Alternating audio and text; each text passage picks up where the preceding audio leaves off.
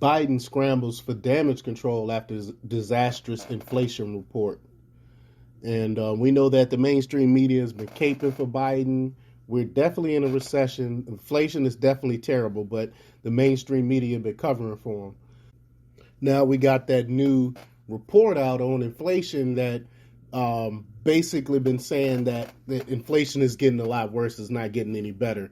So now the White House don't know what to do about it. But before we get started, go ahead and hit that like button. Share this out so we can get this information out there. Subscribe if you're not already a subscriber. And hit that alarm bell so you know when I'm putting out new stuff.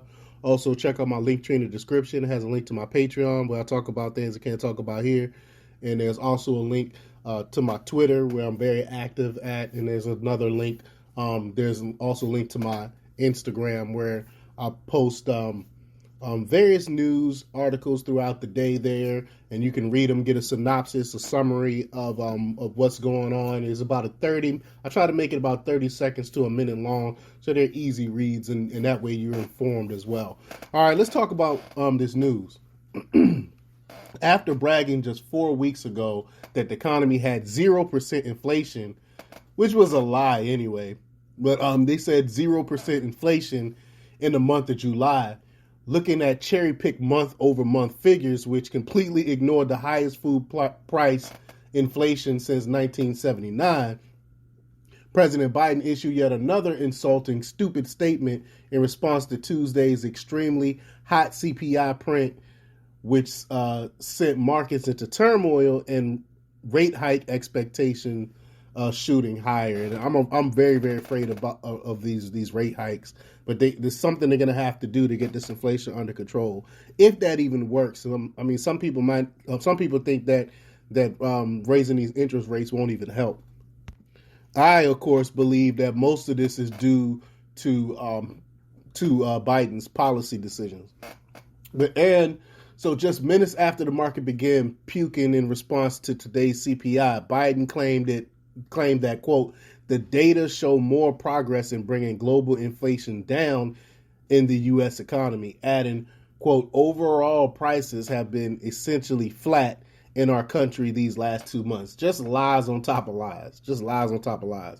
Of course, as we noted earlier, when one looks behind the curtains, this is the 27th straight month of rising inflation. You know, I've been talking about inflation for a while now, but it included a particularly painful 11.4% increase in the food index year over year. Its largest 12-month increase since the period ending May 1979. I think 79, that's when Carter was in office, I believe.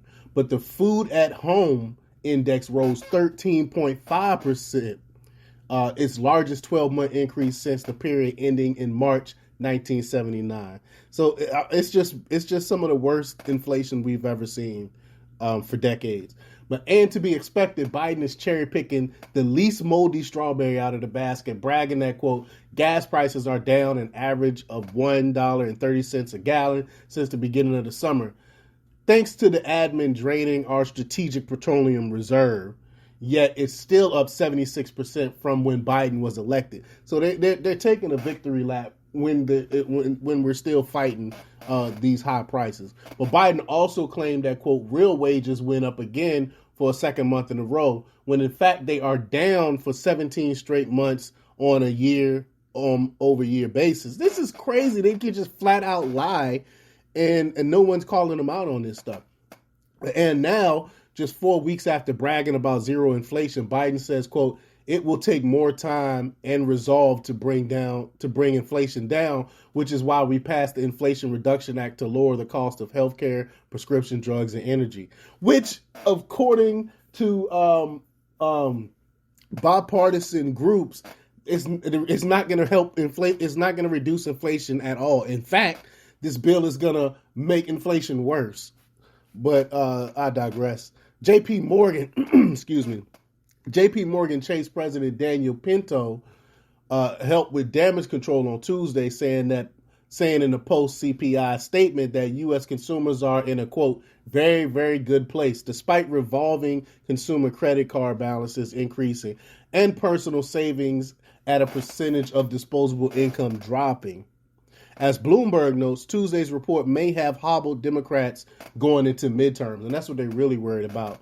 Well, if they were really worried, they would have changed their dumb policies that created this stuff in the first place.